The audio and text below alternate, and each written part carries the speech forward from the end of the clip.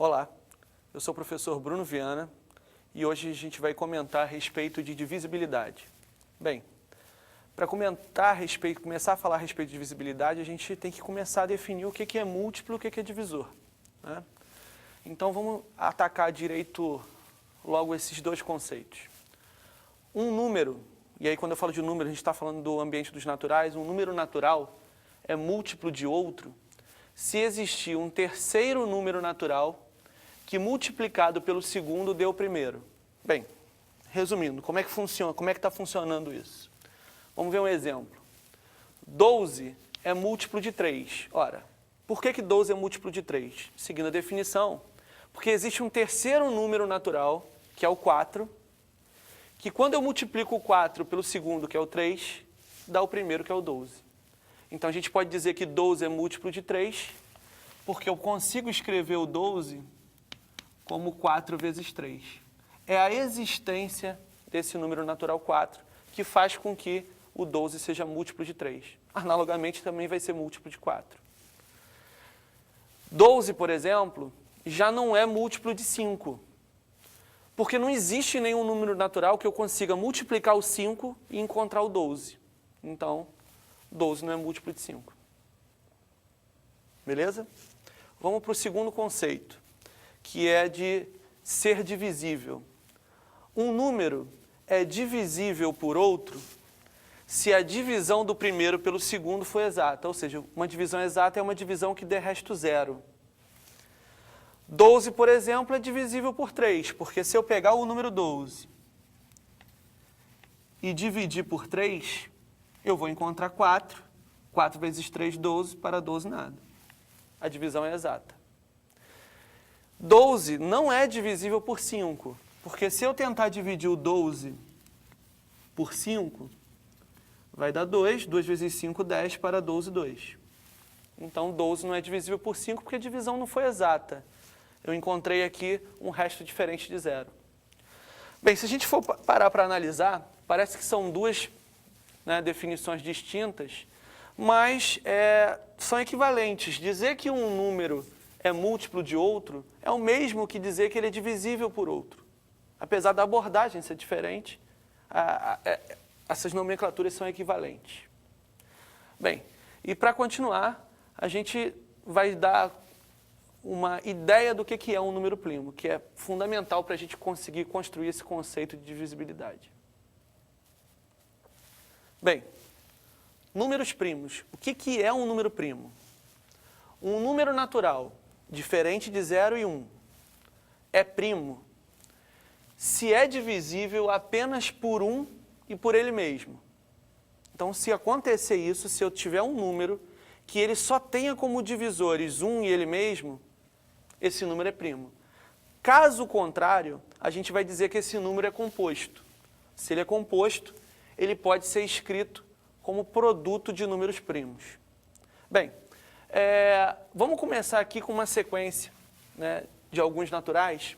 Repara que eu tirei o 0 e o 1, depois eu comento por quê. A partir do 2. Ok?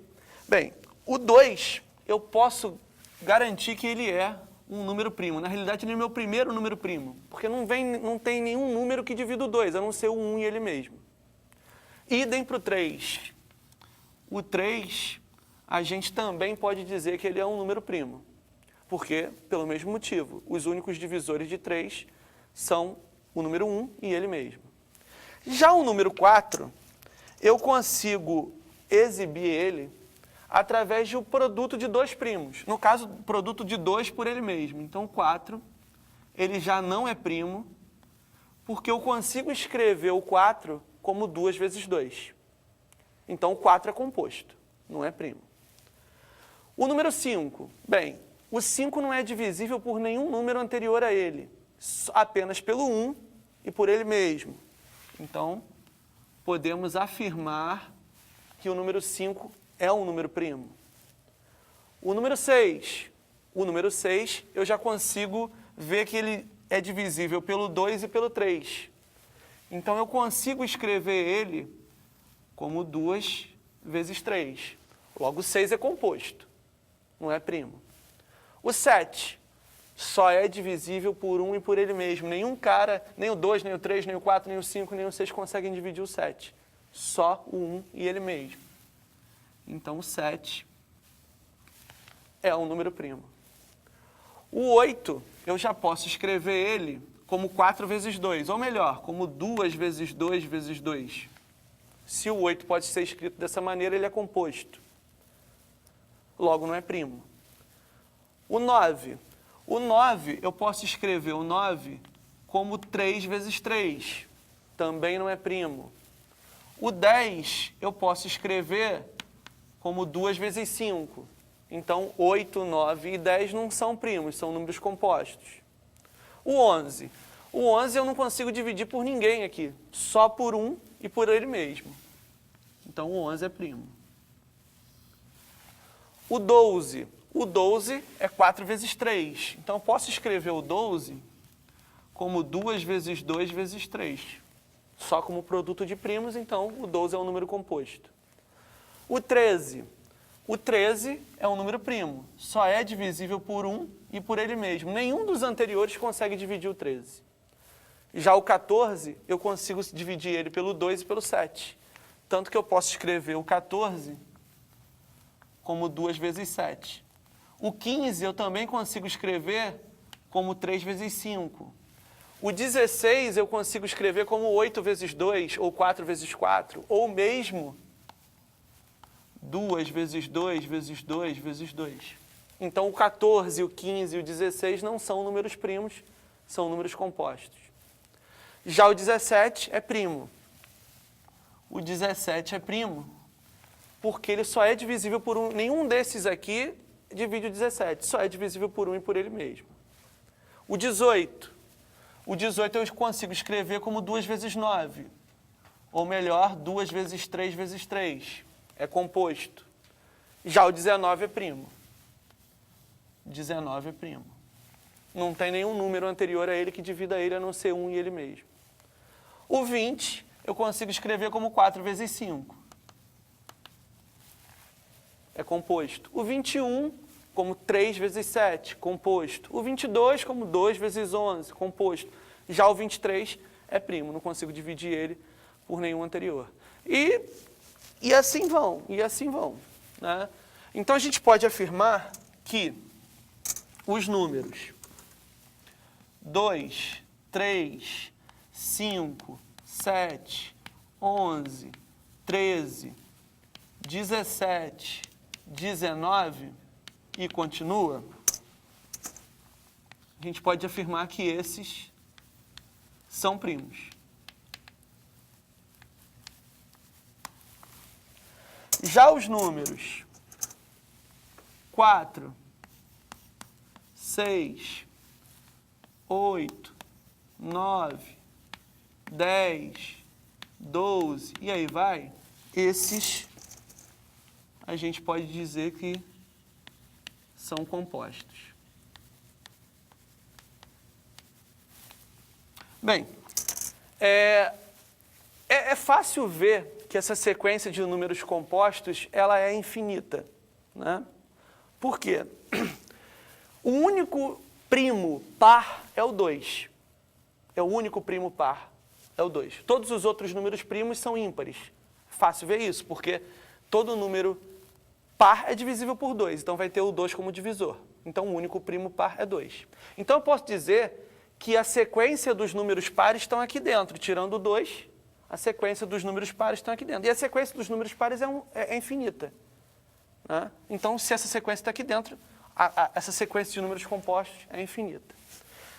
Já não é tão fácil você dizer que existem infinitos primos. Aí já é algo mais complicado, né? E não é o objetivo dessa aula de hoje. Aconselho aos telespectadores a procurarem a aula número 10 do Programa de Iniciação Científica da OBMEP com o professor Fábio Henrique, que ele explica, né, por que o 0 e o 1 não são primos, por que essa sequência de primos é infinita, por que a gente tem infinitos números primos. Lá ele faz uma abordagem mais detalhada e mais robusta a respeito desses assuntos. Bem, Para a gente continuar falando de divisibilidade, um conceito muito forte é o conceito de números primos entre si. A definição de números primos entre si vai ajudar a gente a analisar vários critérios de divisibilidade. Bem, então a gente diz que dois números ou mais naturais são primos entre si se o único divisor comum de ambos for o número 1. Exemplo, o 2 e o 3. O 2 e o 3 são números primos. Então, automaticamente, eles são primos entre si, porque o único divisor comum dos dois é o 1. 7, 8 e 9 também são primos entre si. Repara que o 7 é primo, mas o 8 e o 9 não são primos. Porém, não existe nenhum número além do 1 que divida os três ao mesmo tempo. Então, a gente pode afirmar que 7, 8 e 9 e o 2 e o 3, agrupados dessa maneira, são primos entre si. Bem, por exemplo, já o 2 e o 6 não são primos entre si, pois, aqui não é 3, aqui é 2, desculpem. Pois o próprio 2 divide ele mesmo e o 6. Bem, todos esses conceitos trabalhados hoje vão ser importantes para a gente estar falando mais a fundo de divisibilidade. Por hoje é só. Obrigado pela atenção. Até a próxima.